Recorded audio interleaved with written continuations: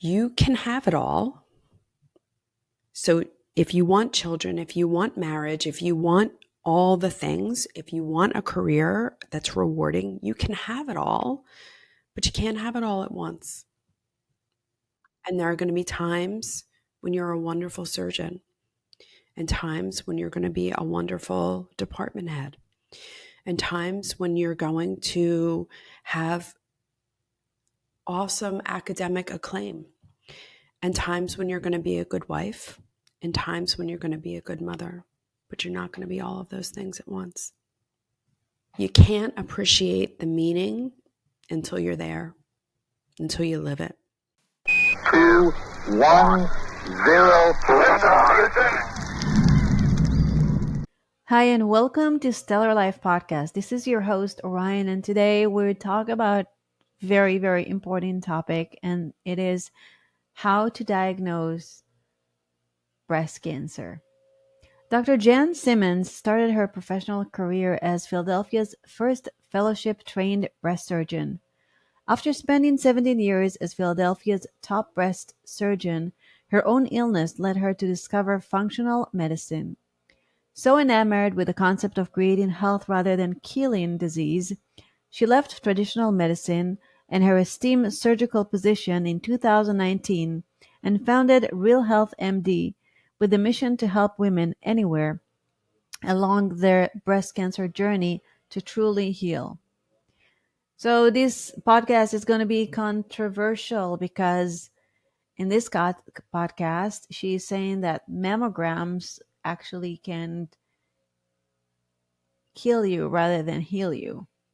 Well, she didn't use those same words, but we talked about the radiation of mammograms and how this intensely directed radiation can actually cause the same disease it is trying to diagnose. So we spoke about why we need to get rid of mammograms. We talked about other ways to prevent ever getting breast cancer. And we talked about what is the most accurate diagnosis and the safest one can do to diagnose their breast cancer. I hope you will enjoy the show. Dr. Jenn is unbelievable. This was a fascinating conversation. And if you are on this journey or someone you love, please share, learn more, and get educated on how to take care of yourself and your loved ones and feel better and heal. And I'm sending you, if you're experiencing something like this right now, I'm sending you my love, and I want to tell you that there is hope. And a lot of people healed from breast cancer. And if you just gather the right information and connect with the right people and get into the mindset, I believe that you can heal and you can have a beautiful life. And now, without further ado, on to the show. Hello, Dr. Jenn Simmons, and welcome to Stellar Life Podcast. I'm so happy that you're here. We're going to talk about something that is so important and very relevant to a lot of women these days. All women, I would say. Yes, all of them. Amazing. Yes. So maybe before we begin, can you tell me one lovely childhood memory that comes to mind? Can you share with us? Oh, wow. One of my favorite childhood memories is that we love food in my family. Love food. And my sister and I have always been really adventuresome eaters. Let's call it that. And every Sunday night, my parents would take us out to eat to a really special restaurant. So we knew fine dining our entire lives. And I so looked forward to that Sunday night dinner where we would go out and get to experience like delicious cuisine. And it made us really sophisticated in a way, even as children. And I still love that. And my boys are the same way. And they have a tremendous appreciation for fine food, and they have beautiful palates. And I actually have to share a kind of funny story with you, because when my older son was 6, my best friend's dog died, and she got a puppy, and we were coming over for the naming party for the new puppy. So we have dinner and we brainstorm about names, and we pick a puppy name. So she called my son and she said, Andrew, you're going to come over on Thursday for dinner and we're going to name the puppy. What do you want me to make? I'll make you whatever you want. And he said, octopus. And she said, can I talk to your mother? She's like, I thought I was going to get chicken nuggets, pizza, maybe sushi in like the really outside realm. He wants octopus? What kind of child are you raising? I'm like, I know. I know. That's amazing. I love asking my guests this question because I love how they lit up when they connect to that memory. It is such a beautiful thing. And I definitely saw your whole face was so like lit up. It was nice. So tell me a bit about your background and about your mission today. So I come from a breast cancer family, and it's no accident that I wound up being a breast cancer doctor. When I was a child, I had a first cousin. Her name was Linda Creed. She was a singer-songwriter in the 1970s and 1980s. She wrote all the music for the Spinners and the Stylistics. She wrote 54 hits in all, and her most famous song was The Greatest Love of All. Wow.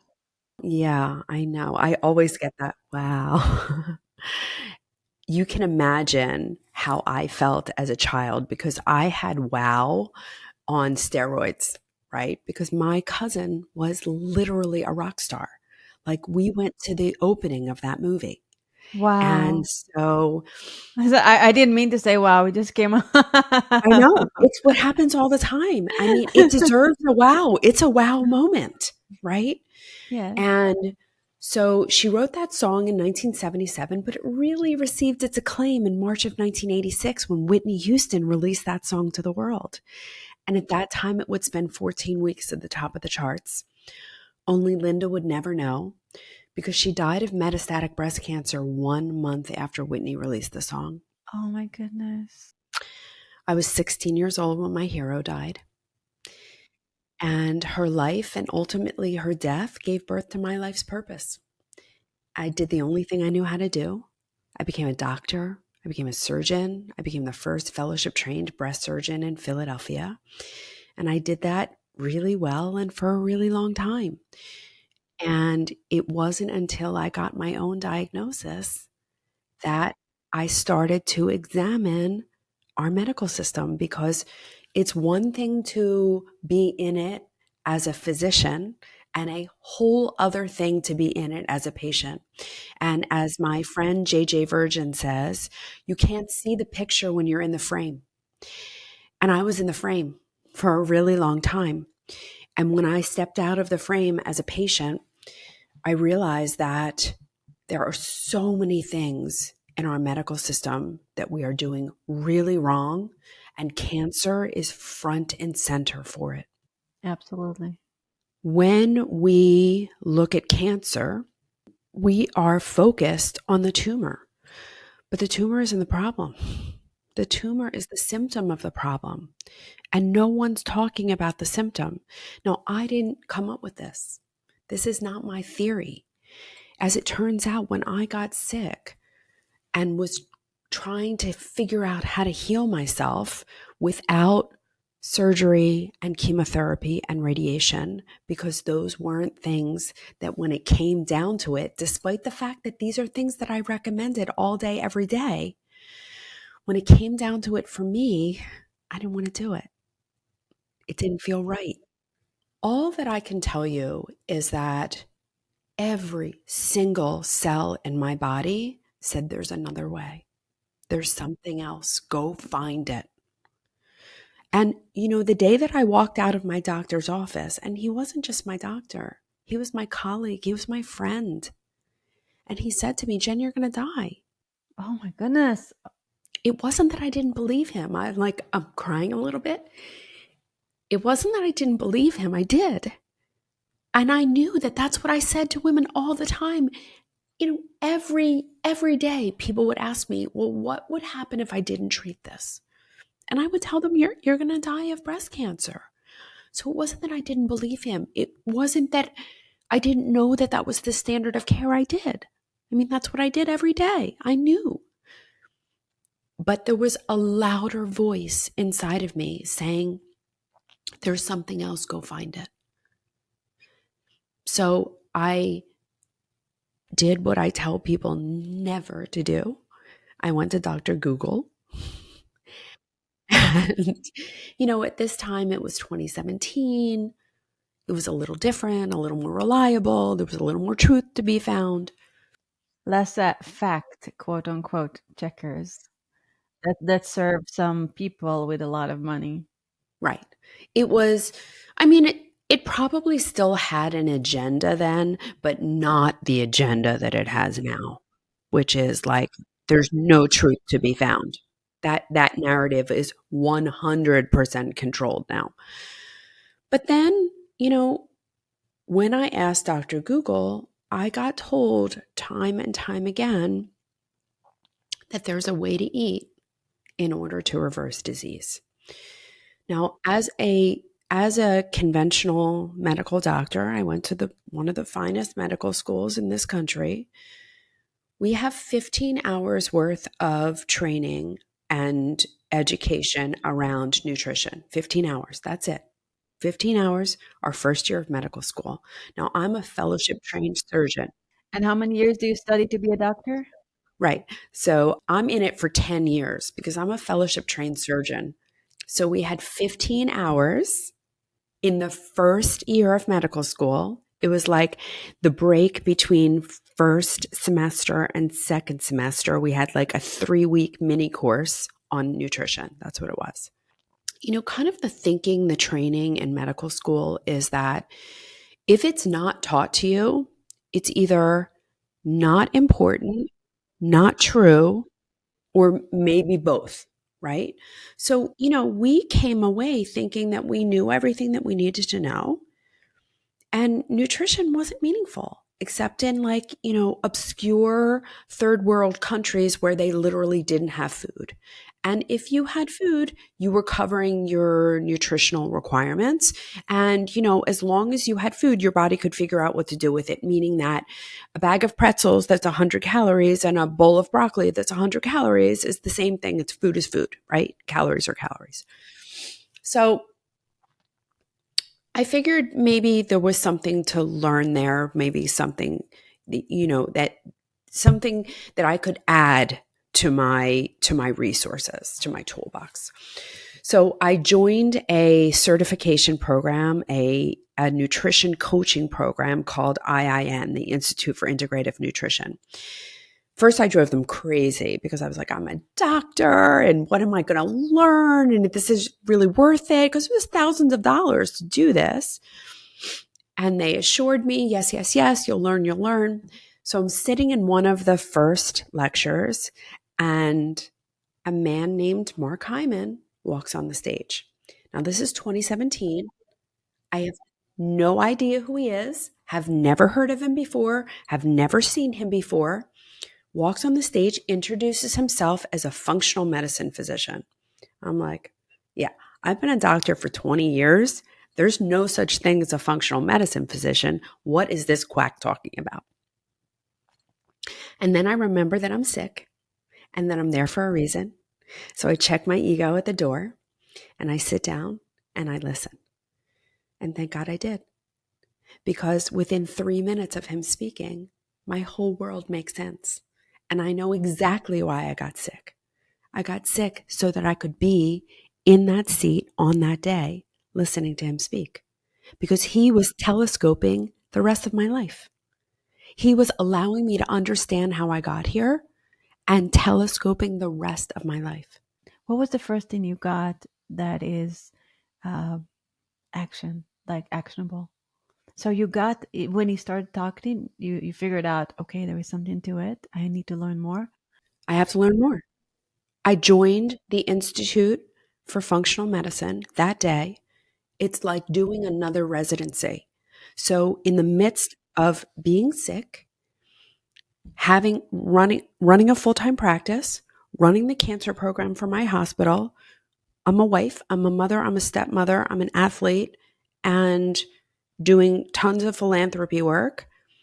And now I am taking on this training. How do you do all that?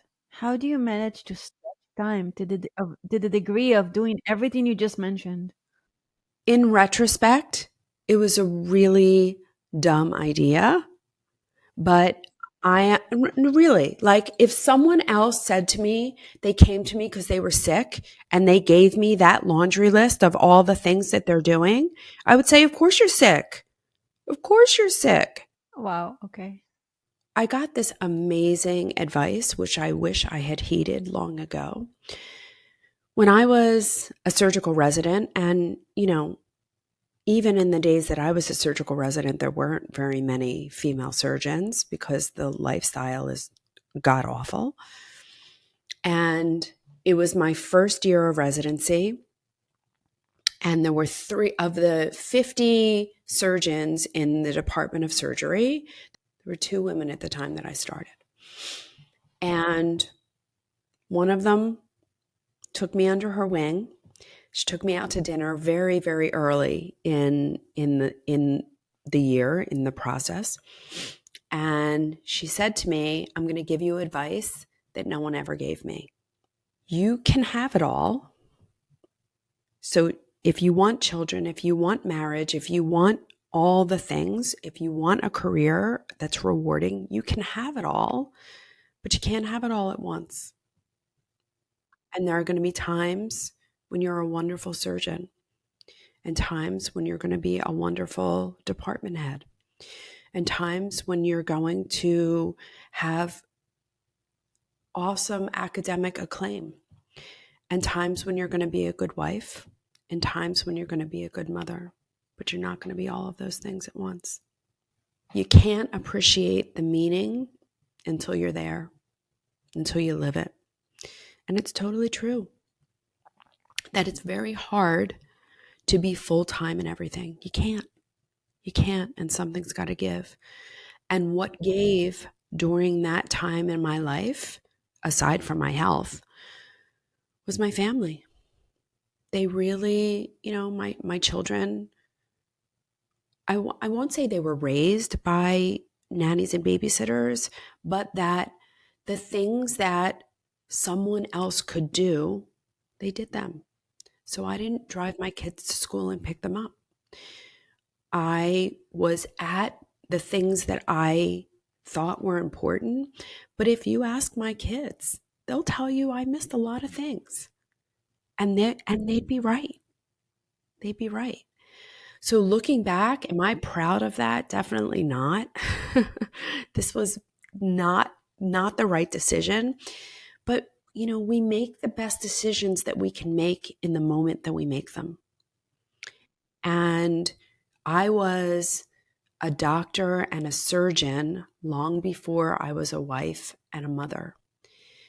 And even though that's not how I wanted it to happen, I wanted family first. It just didn't work out for me. And it probably didn't work out for me because I was too busy in medical school and in the operating room. Yeah, this is by itself is a huge topic. Like I can and it really touched my heart when you were so honest about that. And I feel your it's like you regret some, you don't regret some, but you're complete with yourself and you forgive yourself for the things you cannot change. I regret a lot. Actually, I regret a lot because, that's something you never get back. And my children will say, like, my mom was never the classroom mom. She never did anything at school. Like, and that's very true. I wasn't ever the classroom mom. I wasn't involved at school.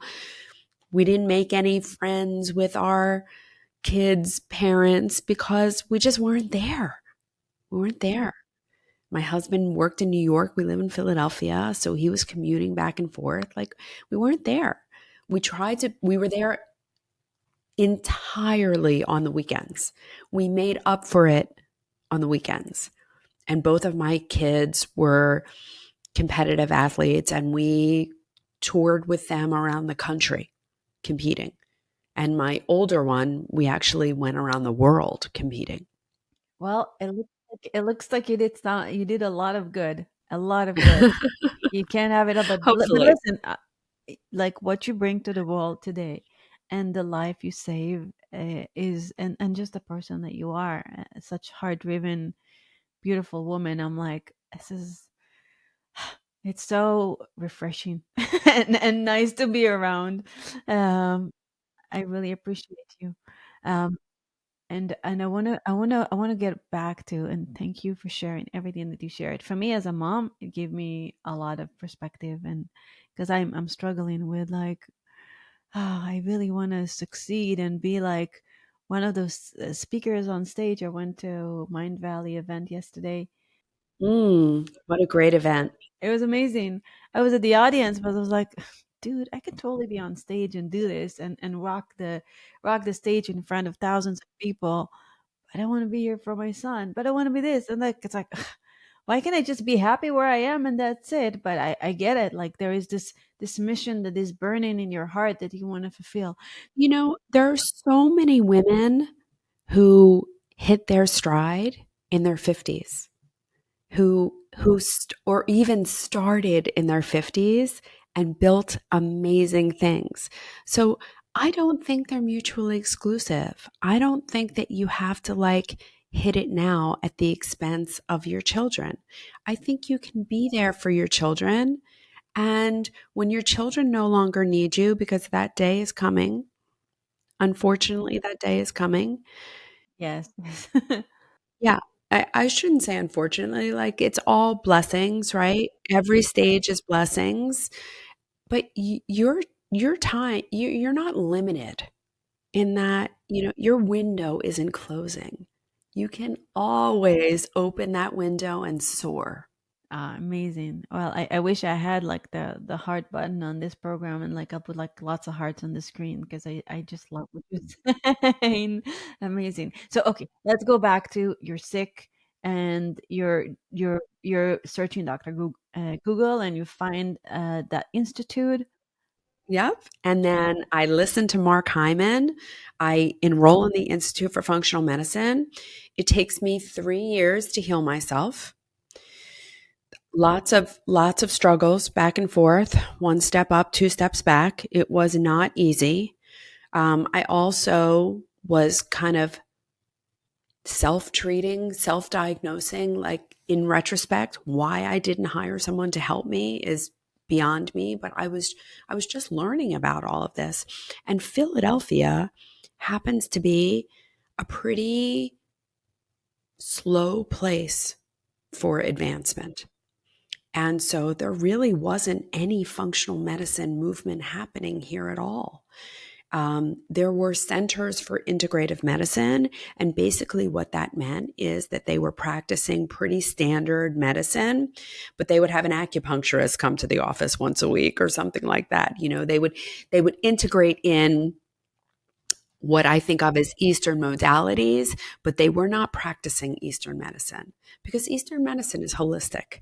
It's not like get some acupuncture and take a pill. It's like figure out where the energy is off and fix that. And acupuncture is definitely a part of that, but so is diet, so is mindset, so are all the other things that we know drive health.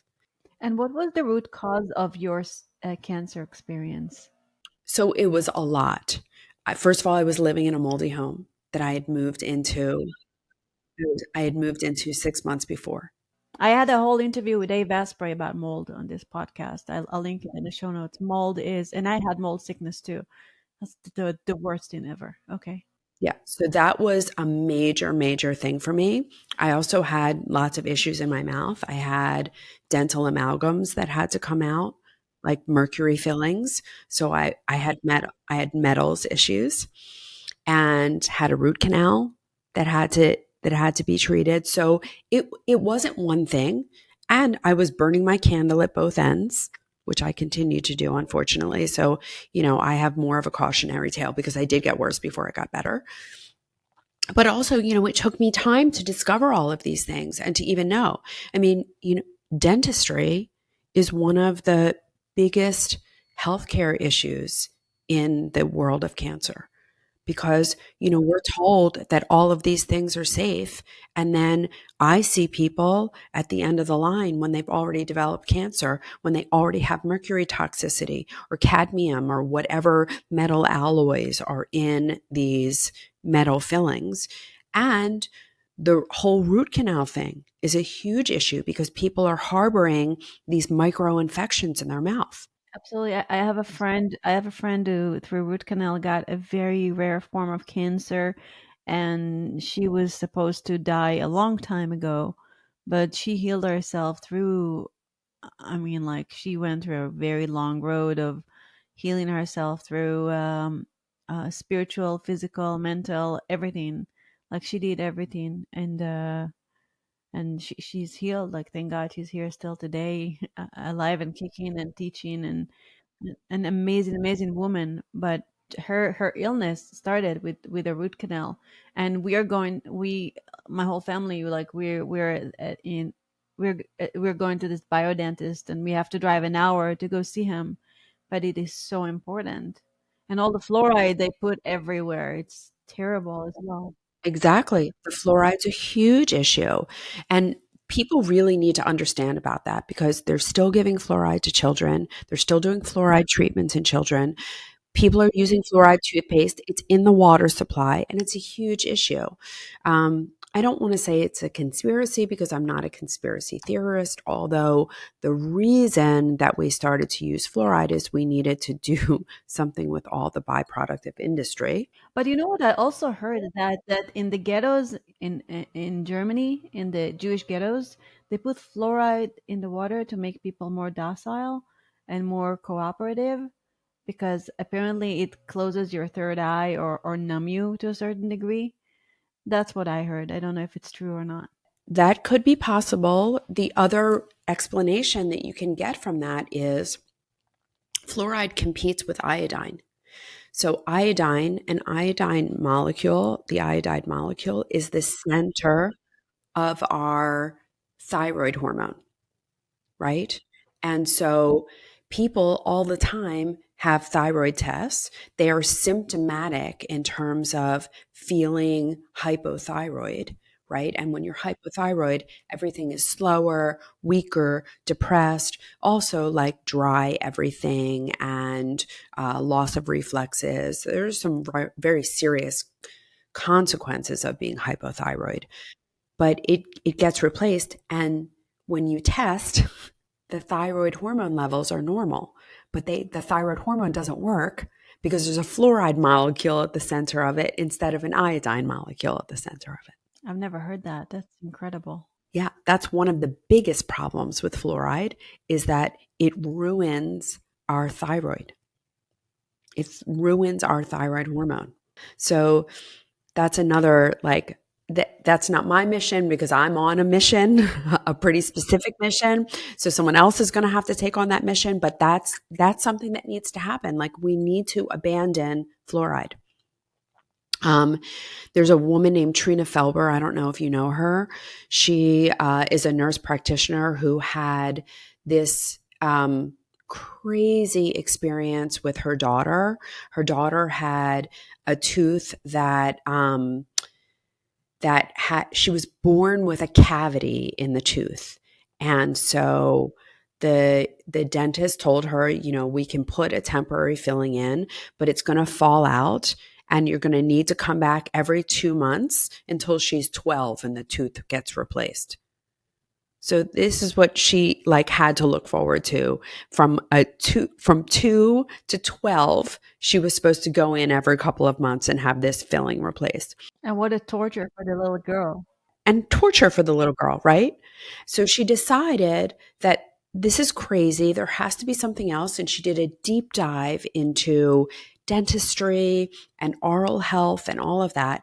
And she came up with this line of products that she designed them like she was mixing essential oils and clays and things like that, tinkering around to heal her daughter's tooth. So she didn't have a cavity. And so she didn't have to go back every 2 months to have it filled. And she did it. And now she has this whole line. It's called Primal Life Organics. And she has a dental detox kit. What a small world. I just met. Okay, I need to figure out, but I think her husband was on this podcast. I need to look. Wow. I'm not sure. I'm So, not sure. I I have mean, to look her it up. company is called Primal Life It just, Organics. it just And this, it's so familiar. The name is so familiar. I came across it. well, yeah, I mean, it's really amazing. Like she's helping people to rebuild their enamel. So her daughter, she rebuilt that enamel. That tooth lasted. She never had another filling. Because what happened is it rebuilt the enamel, pushed the filling out, but there wasn't a cavity underneath. And it lasted until she was 12 and it fell out and got replaced by her permanent molar. So I actually just purchased that whole system for my whole house because our oral health is so important. And conventional dentistry is not protecting our oral health, and they're certainly not building it. They're certainly not building it. And part and parcel to the problem, and it's not exclusive to dentistry, it's everywhere in industry, is that if dentists don't drill and fill, what are they doing? What are they going to do? How are they going to make money? They won't make money. And that's the problem with the whole allopathic medicine is that chemotherapy and all. Because I've been to a conference, I think 15 years ago, where I had doctors testify that they had to leave the country because they found cure for cancer, and some of them were didn't get to live actually because they found some. I mean, if you're talking about billions and billions of dollars, like what what's a life worth for people who make so much money? That's exactly right. So this is happening everywhere. There will never they might discover a cure for cancer, but it will never be released into the general population. Never. This is the perfect time to talk about mammogram because it's the same thing. It's the same thing. We are using something to create the disease. So, the mammographic screening program that started in the 1970s was built on an assumption. The assumption was that breast cancer starts small, grows to some critical size, at which time it is more likely to metastasize. And if you find it before that time, you can save lives and get better outcomes, have people have less treatment and things like that. And it's a lovely theory, just doesn't happen to be true. So breast cancer is what it is from the very beginning. There are breast cancers that are small and very aggressive. There are breast cancers that are large and not very aggressive. And the large ones that are not aggressive can be neglected and, treated in the 11th hour and people are fine. And the small aggressive tumors, kind of no matter what we do, these people have not great outcomes. And then there's everything in between. But size is not a predictor of anything. And the only thing that's meaningful is biology. So we tell all of these people that mammograms save lives, and it's simply not true. And when we look at population statistics, if you look at 10,000 women and you screen them, you might save one from dying of breast cancer, and you're going to cause or treat breast cancer in 10 women that didn't need to be treated. My goodness, yes, I heard that the radiation of mammograms can actually uh, create the disease. Cause cancer. Yes, that's correct. Because I went to a doctor and he wanted to take me through a mammogram, and I know what I know. And I told him, no, this is not good for you. But why would you listen to me? I'm not a doctor. I'm just a random patient. And he said, My mom, I took my mom for a mammogram every year, and then she had breast cancer, and then she saved. And and I was like, in my mind, I was like, you actually might have caused it, and she could have avoided all that if she didn't have a mammogram. That's exactly right. But I didn't tell him because he can't argue with those people.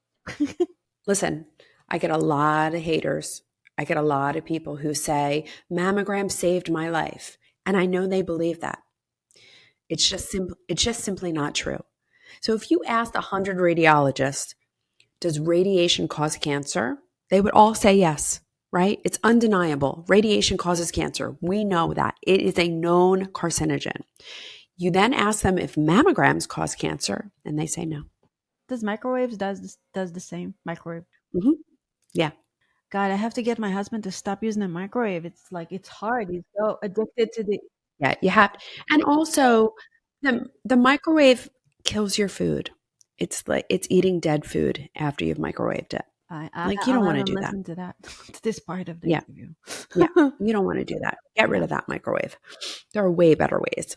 I think I read the rule of thumb is that not only does it kill your food, but the rule of thumb is that if you put your cell phone in the microwave and can hear it ringing, then you are getting microwaved as well. My, we're taking that thing out today. I'm taking it out today. I don't care. Yeah. So, yeah, I hate the microwave. What are alternatives? What can we do? What can somebody? How can someone get diagnosis? And what's the treatment? Yeah. Well, let's first like talk about the overall issues with mammogram because it has been packaged up so nicely. Like instead of calling it a breast x-ray, they call it a mammogram. So they gave it this nice name. Sounds perfectly, friendly and harmless. Because if they called it a breast x-ray, everyone would be like, wait, that's radiation. Now, you hear doctors talk all the time about the fact that mammograms give the same amount of radiation as a cross-country flight, and you would never tell someone not to travel. That may be true, but the cross-country flight is scattered radiation, right? A mammogram is directed radiation. And because it is low energy radiation, about 60% of those x rays will be retained in the breast. And it just adds up over time. That's and then the everybody wants to keep healthy. They go every year, and every year they basically microwave their breasts until something shows up. Yes. And for if you're on the East Coast, where we image the most women, where most of the mammograms are done actually are on the East Coast, about 50% of women who go for a screening mammogram will get called back for additional views. So that's double the radiation. And then they're called back in 6 months, and then again in 6 months, and then again in 6 months, and then again in 6 months. So some women are getting like 10 times the amount of radiation. So the mammographic screening program, even if it worked, which it doesn't, because when we look at its sensitivity, mammogram will miss 40% of cancers in 40% of the screening population, which is women with dense breast. And the women with dense breasts will get 2, 3, 4 to 10 times more radiation because they have to dial up the radiation to be able to penetrate the tissues. So it's like we are creating the very disease that we pretend to care about, creating it.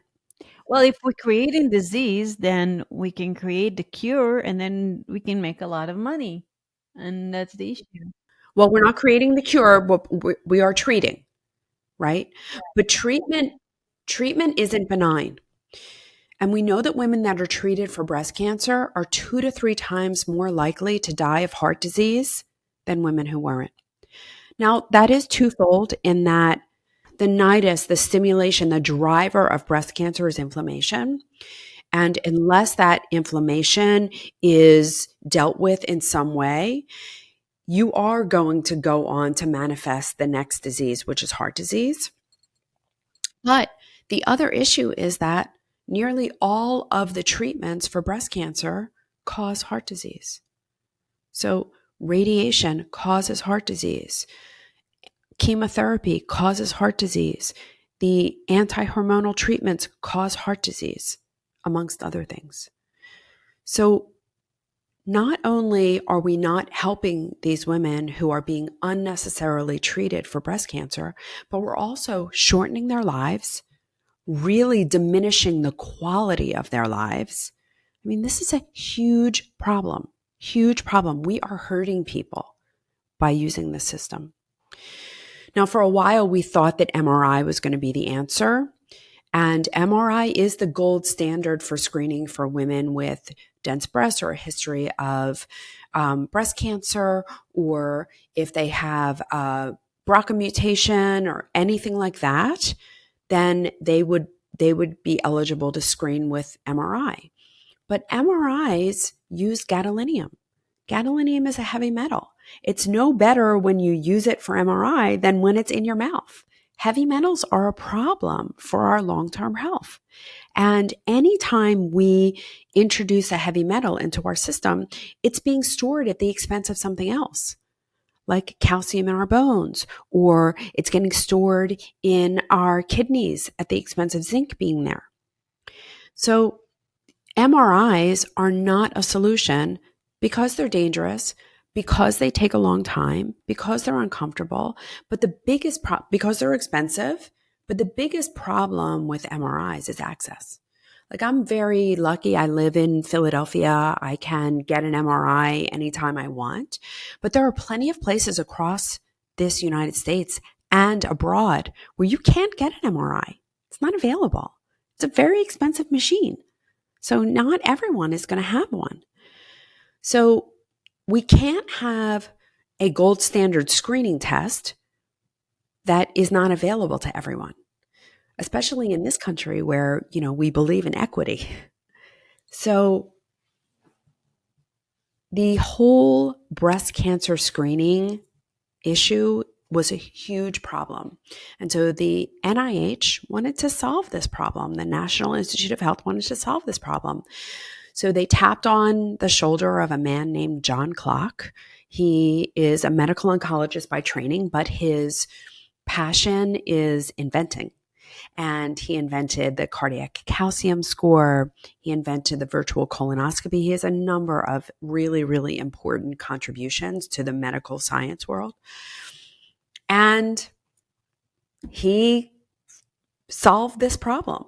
And he solved it with something that is fast, safe, compression-free, radiation-free, inexpensive, and has 40 times the resolution of MRI.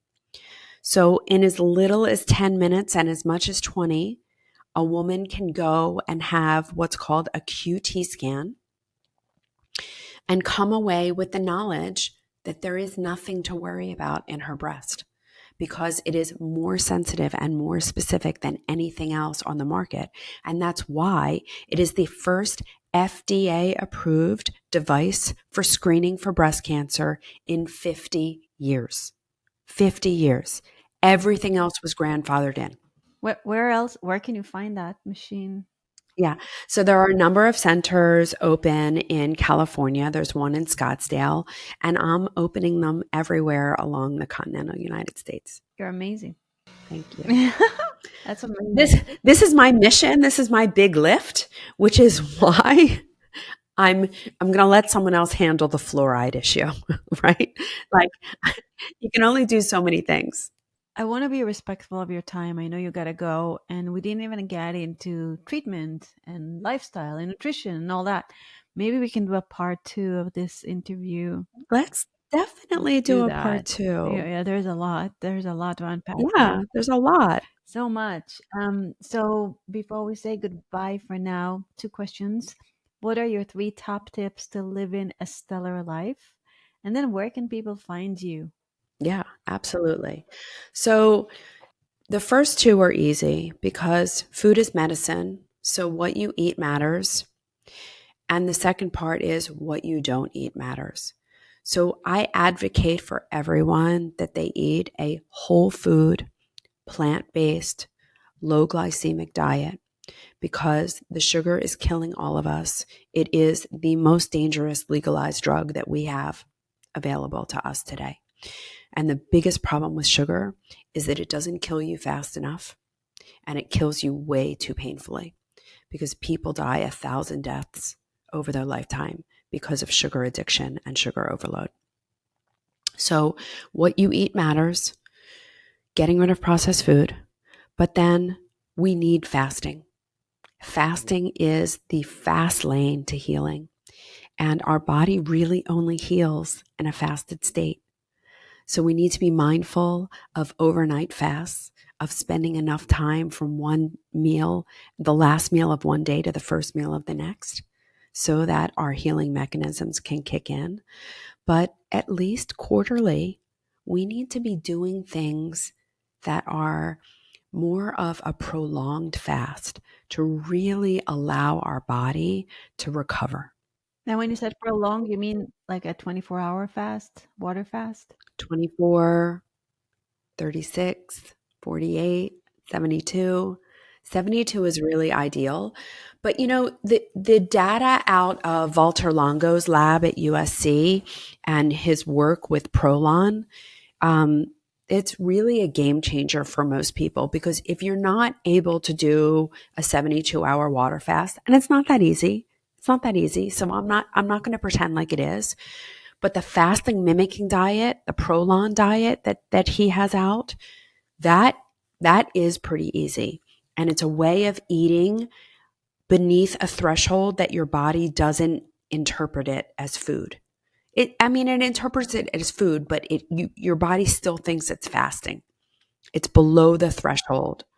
And so all of those healing mechanisms can still get triggered and you can have a really successful kind of cleanse so that you get rid of damaged cells and you're able to flush out toxins. It's wonderful. So I recommend people do that, either a 72-hour water fast or a 5-day fasting mimicking diet once a quarter. Amazing. If you're sick, you may need more of that. Yeah. And we need a part two, at least part two for this, because there is so much more. Yeah. So people can find me. My website is Real Health MD. Um, and you can find me on all the social media outlets. I'm Dr. Jenn Simmons, and my Jen has 2 N's. I have a book coming out in April. It's called The Smart Woman's Guide to Breast Cancer. We're going to release it on April 1st because there will be no fools on April 1st because The Smart Woman's Guide to Breast Cancer is out. And if you liked hearing this, you can listen to me on my podcast every week. It's called Keeping Abreast with Dr. Jenn, and you can find it anywhere that you find your podcasts. Wow. Thank you for being a light in the world. Thank you for this really awesome conversation, and especially a big thanks for to, you have such a big heart, and you're so kind and very courageous to share this knowledge and really help heal the world. So thank you for being you. Well, thank you. Thank you for saying those very kind words. And the light in me loves the light in you. So thank you. And thank you, listeners. Remember to eat whole food, low glycemic, meaning avoid sugar overload, get rid of processed food, fast to increase healing, and have a stellar life. This is Orion. Till next time.